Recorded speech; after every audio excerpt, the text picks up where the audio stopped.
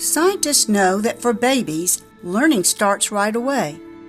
But when it comes to early care, maybe we've all got some learning to do. Dr. Dan Wuori says that the difference to policymakers and to the rest of all of us could be in the billions. Welcome to Starting at Zero.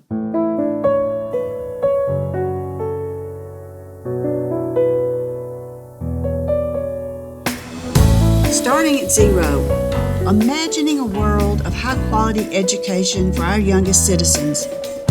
I'm Jeana Ross. As an educator, policymaker, mother, and grandmother, it's my passion to advocate for the futures of our children. Today we'll talk with Dr. Dan Wuori, the founder of Early Childhood Policy Solutions, a bipartisan public policy consultancy. He's also a strategic advisor on early childhood to the Saul Zaentz Charitable Foundation. The early phase of Dan's career included being a kindergarten teacher and also a school district administrator before he moved on to South Carolina's Early Learning Initiative First Steps.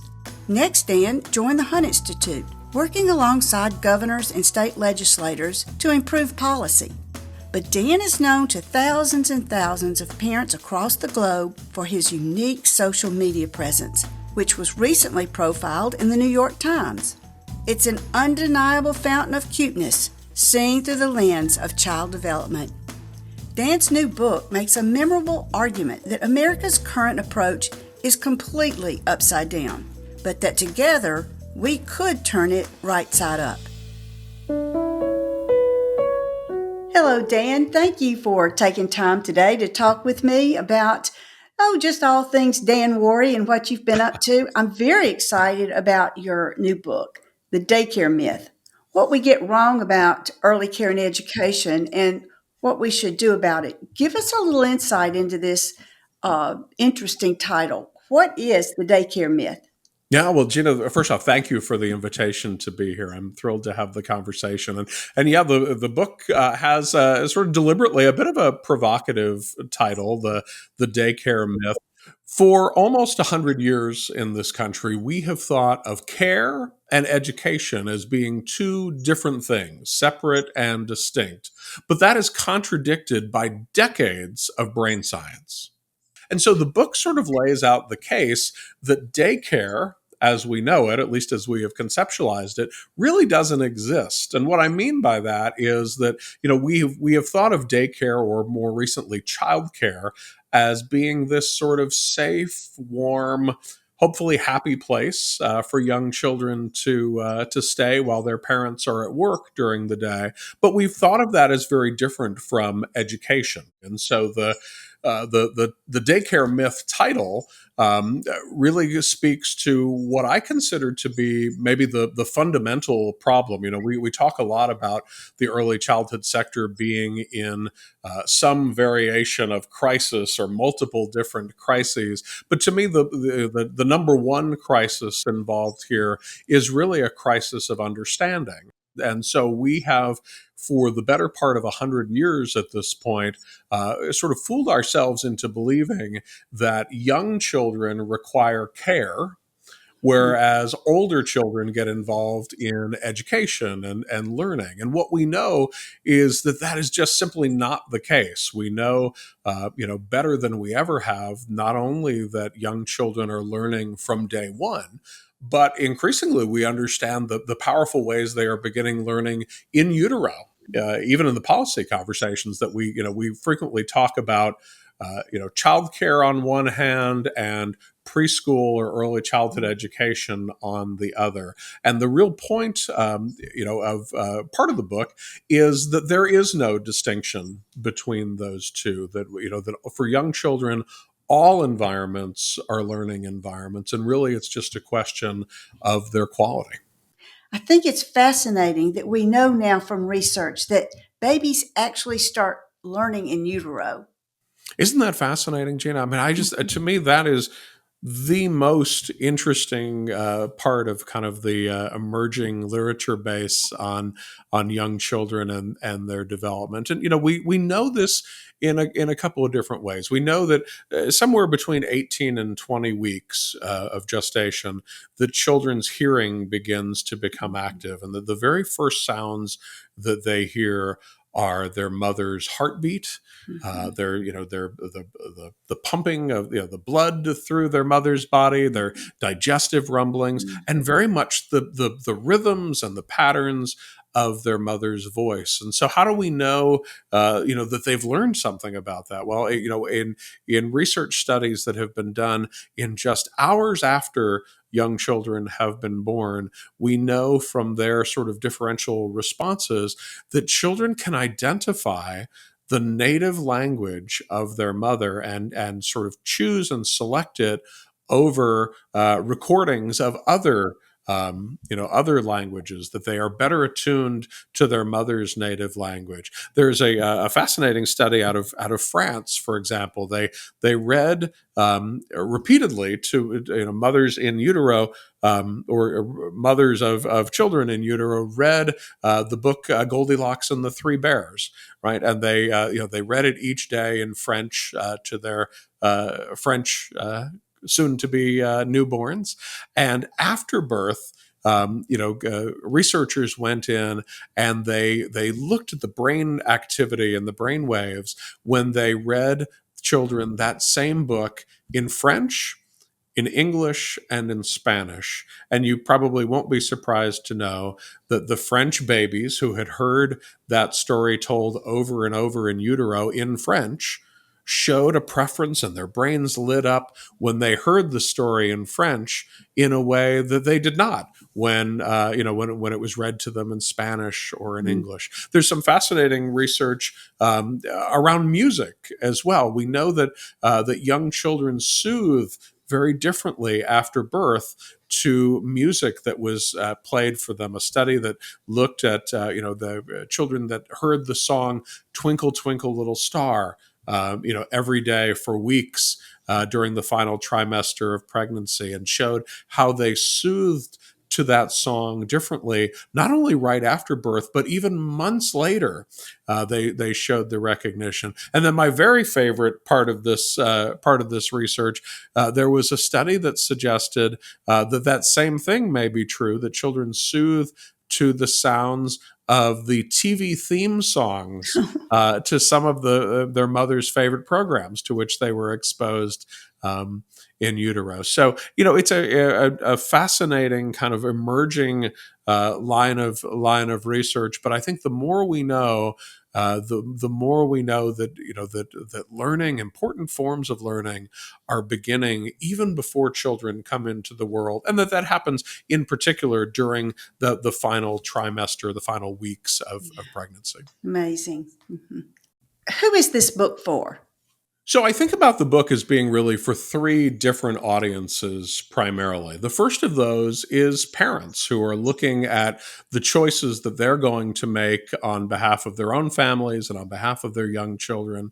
Importantly, a second audience is policymakers. I mean, the book is as you know, heavily focused on some of the missteps that we are making in early childhood policy in this country. And so I do think that policymakers are a key audience here. And then the third audience is really early childhood professionals, those working in the field. Dan, can you tell me how you got into early education to begin with? For me, my early childhood is actually my second career. Not a lot of people know this, but my bachelor's degree and my initial work was in broadcast journalism, and I worked in radio for a number of years as a younger guy, and really loved it until I found that I didn't. I kind of jokingly say that I had a quarter life crisis, and really had this sense that what I was doing was not making the mark on the world that I hoped that it was. And it was around that time that I was invited by a very dear family friend who ran an after school program at a local elementary school. They were short staffed, and she was in a bind, and asked if I might be able to come for a couple of afternoons to fill in. And gosh, Jeana, it took me all of about 15 seconds to realize that I had made a terrible mistake in life, and that I was meant to work with kids. I've had the opportunity to work at a lot of different levels in this field. I would say, all gratifying in their own way, but boy, working directly with children, and forging those really direct relationships was such a special part of my career. What's kept me in the field, though, and what drives me, still to this day, has been the opportunity progressively to influence and hopefully impact the lives of more and more children. So as a kindergarten teacher, I had that special connection, but only with a group of maybe 25 kids a year. Whereas, then I was able to go to a school district level and, have some influence over what happened for thousands of children, and then progress to the state level where it was hundreds of thousands, and then at the Hunt Institute, the opportunity to do that, all across the country. And so my career progression has also been a progression in impact. How about you? What drew you into the early childhood field? Well, my first interest was in child psychology because I was always interested in people.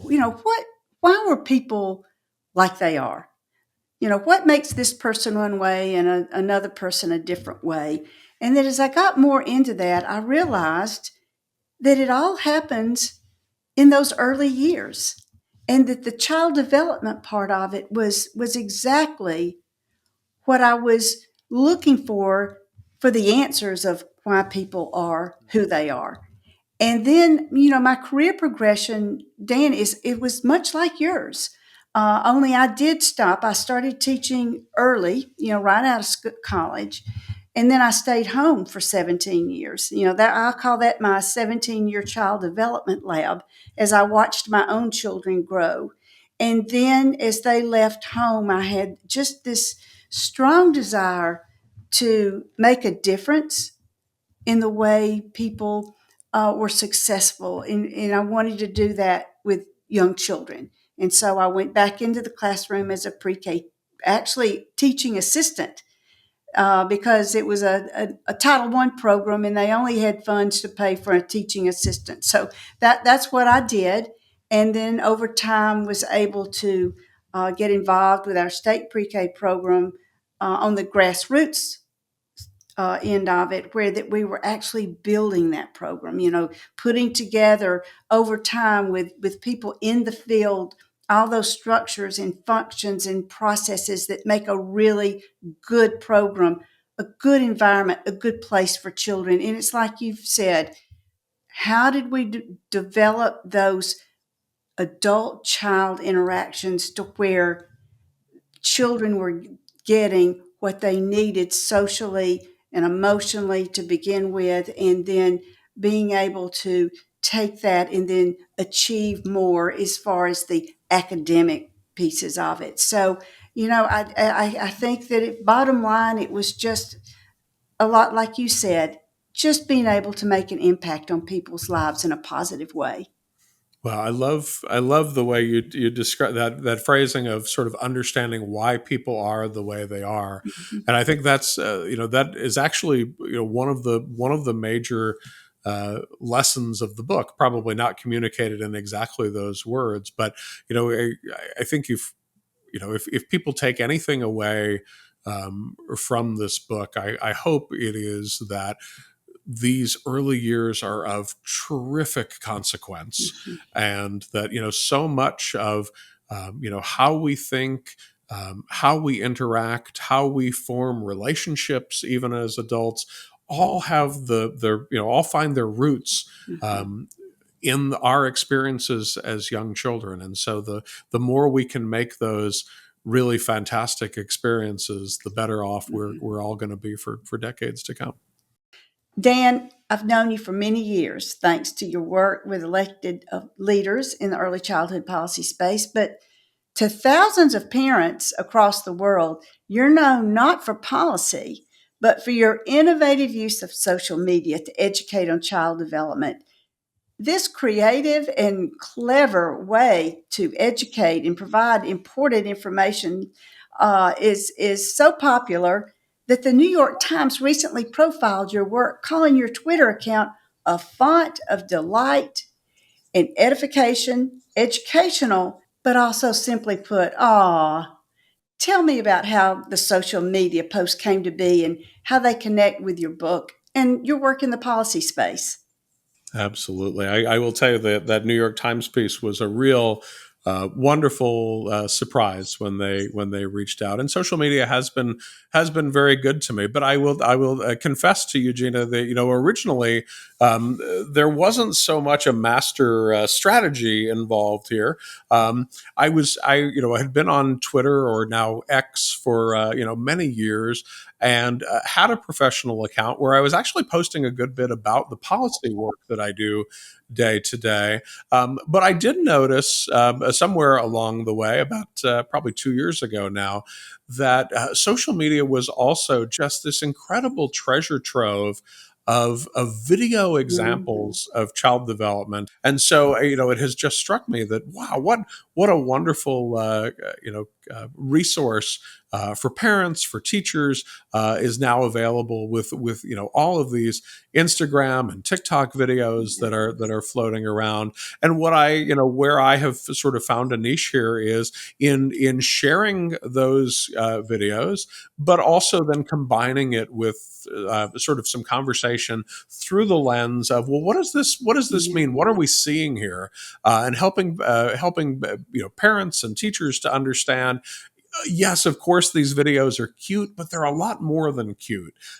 They're really amazing, right? That there's important lessons about development and learning that are happening in these videos, that I think, with just a little bit closer examination, can really help to be illuminated and help to teach important lessons for parents and for grandparents and the like. So it's been very gratifying, the response to all of that social media. And then, to the question of how does the child development focus of the social media accounts sort of connect with the policy piece of the book. I really see this as like fitting hand in glove in a lot of ways. And I think about it sort of as like an if then statement, right? That in these videos, I hope that I am helping to illuminate all these great things that are happening and helping people to understand just how important and how powerful the learning during this early period of life is. And so that's the if part of the statement. The then part of the statement is then, so what do we do about it? Right? What if we know that all of these amazing things are happening for young children during the earliest months and years of their lives, and are able to illustrate this? How well does our public policy match up with that need? And that's really what the book is sort of getting at, is this disconnect between the two. The book is centered around what you describe as the three simple truths of child development. What are these? The first is that learning begins in utero and never stops, right? Learning is not something that begins when we enter the schoolhouse door in kindergarten. It's something that is happening even before you meet your baby.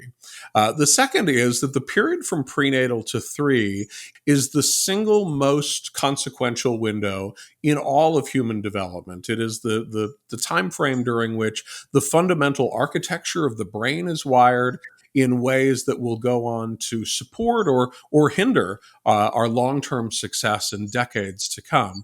And then the third of these is that optimal brain development is really highly dependent on stable, nurturing relationships with highly engaged adults. And taken in combination, these three have really important implications, Jeana, for our nation's public policy. If we think about childcare as just a place where children are kept safe and warm while their parents are at work, we're missing out on the opportunity to really maximize development during this really important window of development. And that third truth about the nurturing, stable adults is a particularly important one that applies not only to parents, but to the importance of the early childhood workforce. How have your experiences helped you narrow it down to these three? Oh, that's a great question. I've had the good fortune to work in the early childhood field. I know, as have you, Jeana, over a period of decades. I've got more than 30 years in the field, and I began my career as a kindergarten teacher, and so actually got to see, not so much working with infants at the time, but certainly working with young children. Had the opportunity to see really firsthand how all of these things play out, and just how powerful the learning of young children really can be.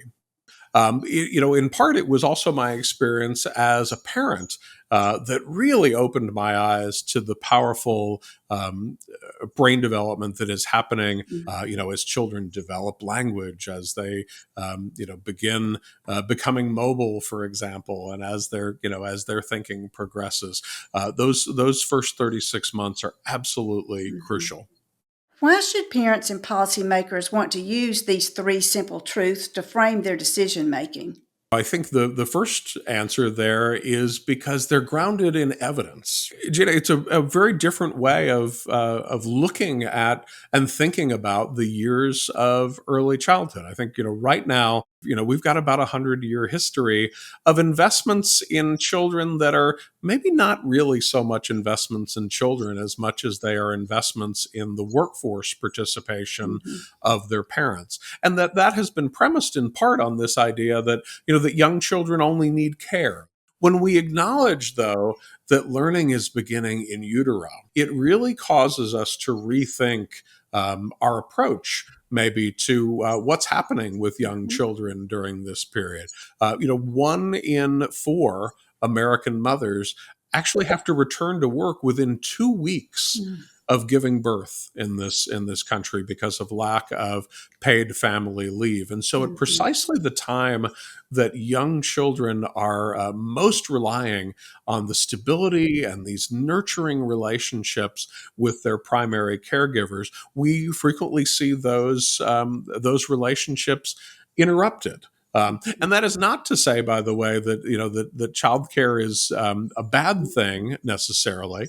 But what it does mean is that you have to be very careful about selecting the provider, selecting the adults that are going to be working with your children. We have thought of childcare for a long time as sort of an industrialized form of babysitting.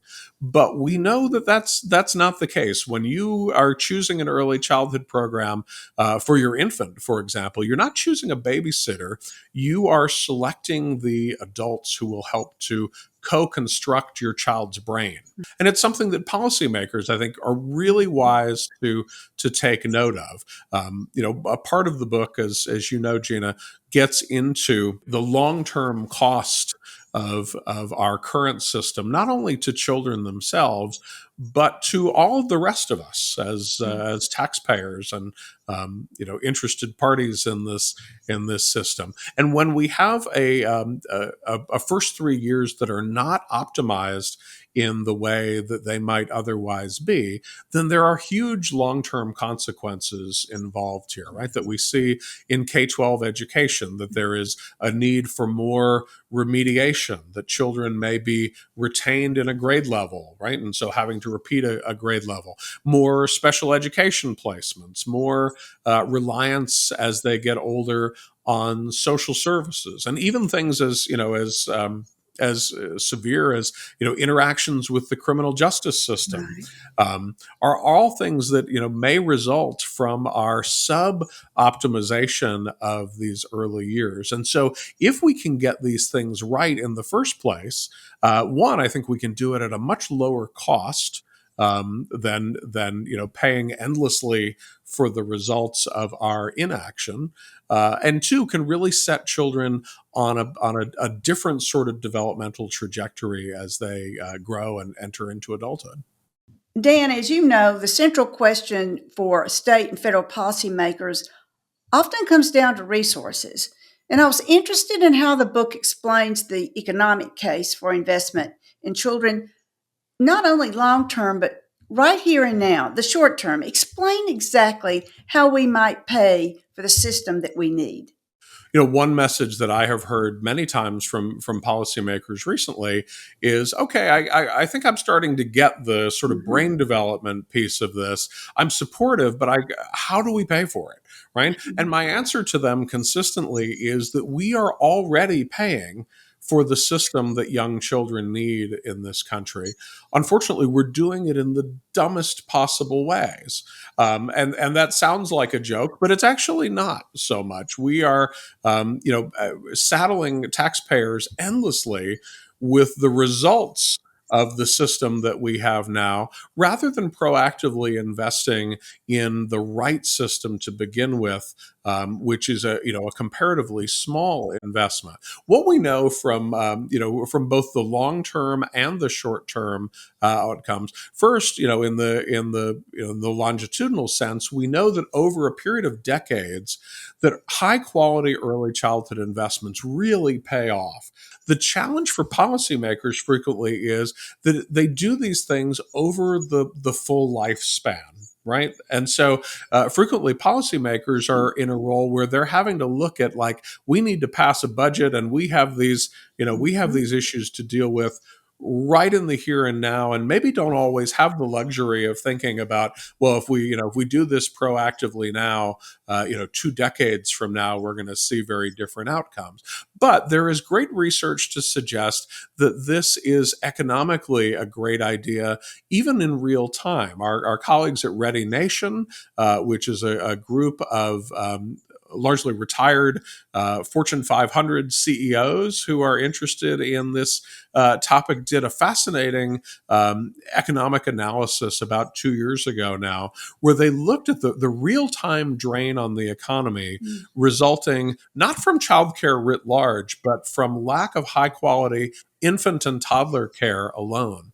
And what they found was that the American economy is losing out on 122 billion with a B dollars each and every year. So in real time, last year, this year, and unless we change something next year, we're looking at this massive loss to the economy that is shouldered largely by parents in the form of lost and foregone wages, but also very much by employers who, see less productivity and profitability as their employees are having to deal with childcare challenges. And then when parents aren't making the income that they might otherwise be, when employers aren't making the profits that they might otherwise be, then the state taxpayers are missing out on that, because that's revenue that would otherwise be going into state coffers. And so, I think we have a combination now of both long-term economic evidence and real-time evidence to suggest that this is costing us endlessly. I'll take it one step further. The way we are funding early childhood education in this country is very much like a payday loan, right? You borrow $100 in the short term to make it to payday at this astronomical interest rate, where you're paying far, far more in the long term than the money that you borrowed in the first place. That's a great analogy. I'm going to use that one. So, strictly in a financial sense, this is not at all prudent. Definitely not, and not only not prudent for the families of young children, but not prudent even for families that don't have children, or maybe who have grown children at this point and aren't thinking about young children.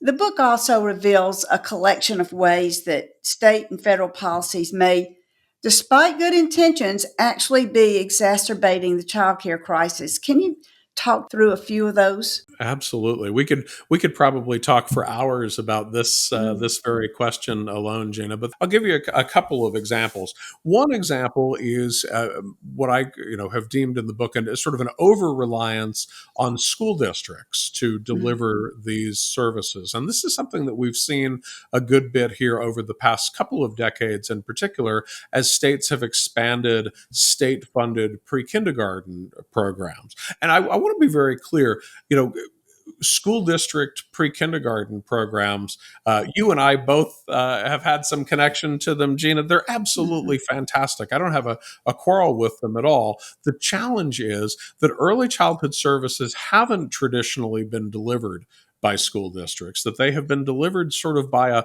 a broad ecosystem of providers, private childcare, Mhm. faith-based, church preschool programs, Head Start programs, family child care programs. And the economic reality is, particularly for these child care programs, that the provision of service to infants and toddlers is, I equate it to like a loss leader, like on Black Friday before Christmas, where they're selling TVs for $25, Mhm. right? So they're bringing you in on the promise of selling a service way under the actual cost in hopes that you'll purchase other services. And childcare is actually set up very much like that. It's almost impossible to turn a profit on infant care. It's Mhm. so labor intensive, and just requires so much supervision and such small ratios between teachers and children that it's just not a profitable service to provide. The challenge with state funded pre-K, particularly when it is delivered exclusively in public Mhm. school settings, is that it drains off of the childcare system children that are more profitable in that sense, right? That when centers are serving slightly larger numbers of 3 and 4 year olds, for example, that is where they can offset Mhm. some of the losses in infant toddler care. And so when those children are drained out of the long time early childhood ecosystem and in these childcare settings into public schools, it really has the potential to destabilize the availability even of infant toddler care in the country. So we have to be very careful, about sort of the unintended consequences of even what are intended very much as good deeds in this early childhood policy space. It is one of the reasons why my home state and yours, Gina, have gone to what we call mixed Yes. delivery systems, where private preschool providers, for example, are able to assist the state and participate in the delivery of state-funded pre-K in a way that doesn't house all of those programs exclusively in public schools, and that's an important way of helping to stabilize the childcare industry. The mixed delivery of the pre-K programs with the child care or faith-based or community centers, I think, is very important. And we also have found that where you did have pre-K, the state funded pre-K actually helping support a child care facility, that just lifted all boats. We found that it really upped the quality of the child care facilities and that they received like coaching and extra funding for playgrounds and the materials and supplies and equipment and that sort of thing. So I think that is a great point to make that we need to be very aware of. One of the things I think readers are really going to love about the book is the guidance for different audience at the end of each chapter. How did this come about? I really see the book as having three kind of interrelated, but also a little bit distinct audiences, right? Parents, policymakers, and early childhood professionals who are working directly with children, right? And so what we have done is at the end of each of the book's major chapters have created a section at the end of that chapter that we call the bipartisan blueprint for change. And the idea here was that we would break down and sort of encapsulate for each of those three audiences a quick summary of what does this mean for you, right? So at the end of at the end of each of these chapters, there's a section that speaks sort of directly to parents and a section that speaks directly to policymakers who may have very different opportunities, and be able to take that same sort of general knowledge from the chapter, but apply it in very different ways based on their sphere of influence. One example was your guidance for parents selecting an early childhood program for their own children. So it would be great if you might share some of that advice with us. Just a couple of things. It's actually a pretty lengthy section. Mhm. We probably can't get into all of it right here, but a couple of things that spring to mind. First and foremost, Jeana, and you know this well from all of your years working in classrooms, the thing that I always advise parents to look at most is the interaction quality. Go and take the time to actually visit, not for a kind of a quick 30-second walk through the classroom, but actually take some time and sit down and spend a few minutes observing in the classroom. And one thing in particular that you're going to be looking for is, where are the adults? Right. If you are in a toddler classroom and there are two adults in the classroom who are standing in the corner of the classroom talking to one another, then that should be a red flag for you, right? But if, on the other hand, what you see is adults who are down on the floor at eye level with the children, who are interacting one-on-one and face-to-face, and listening and exploring conversation with those kids, when you see those sorts of interactions, chances are good that that you have found a winner. I think frequently, as we go and we look at early childhood service providers, we are often sort of taken in by our first impressions of the facility.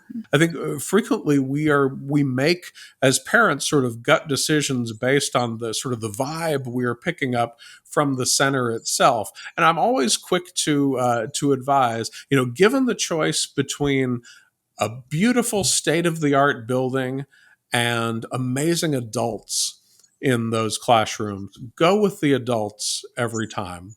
There are some other things that you could ask of the center director as you are looking at making that decision. One thing you might ask is about how long the average teacher in the center has actually been employed there. Right, you'll find that this is a field with a very high rate of teacher turnover, and so, boy, a good sign if you find out that a teacher's been working in a classroom over a period of several years. You might also ask about, what's the starting pay for teachers. We know that in this field that very frequently teachers in childcare settings are making at or near minimum wage in their states. And so if you find that that is not the case, you likely aren't going to be dazzled by their pay.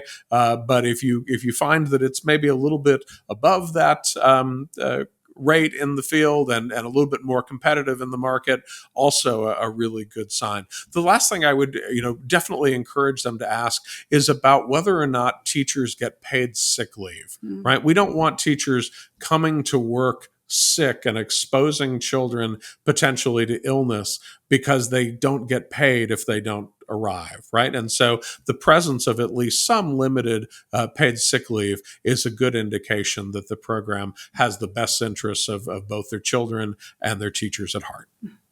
Dan, I like to ask all of my guests, what is your favorite children's book and why? Oh, I'm a former kindergarten teacher, Mhm. Jeana. That's like asking me to choose my favorite child. I am such a fan of Yeah. children's literature, and gosh, it's hard to narrow down. Off the top of my head, I think I might point at Eric Carle's The Very Yeah. Hungry Caterpillar. Mhm. Um, not necessarily because it is. My favorite to read aloud with children, though it's a fantastic one to read. But in my case, in particular, because it is one that I remember from my own childhood. That it's something that I recall reading with my parents. Dan, do you have a call to action? I think ultimately my call to action, sort of both in life and in the book, is to recognize just how critical these early years are, and to make decisions accordingly, right? And so that really is sort of the theme of all of my professional work with policymakers. It's a major theme of the book. We need to really align our actions, and our understandings, right? I'm a big believer that when you know better, you can do better. And so I think part of my effort on social media, for example, is to help people know better, so that they can do better. Where can our audiences find you? Well, good news, Jeana. I am all over the internet. Social media, you can follow me on Twitter, or now called X, at Dan Wuori. That's DanWuori. At Dan Wuori. I'm also posting daily on Facebook, on LinkedIn, on Threads, and you can visit my author website, which is also my name, danwuori.com. Thank you, Dan.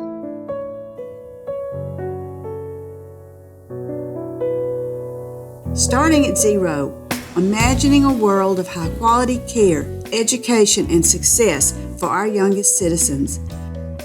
Please visit us at startingatzeropodcast.com. You can check out more episodes and also subscribe. On the website, you'll find links mentioned in the episode, along with transcripts, show notes, as well as exclusive materials shared by today's guests. You'll also find the video version of today's episode. That's startingatzeropodcast.com. If you found our insights on early childhood education valuable, we'd be thrilled if you could take a moment to leave a review.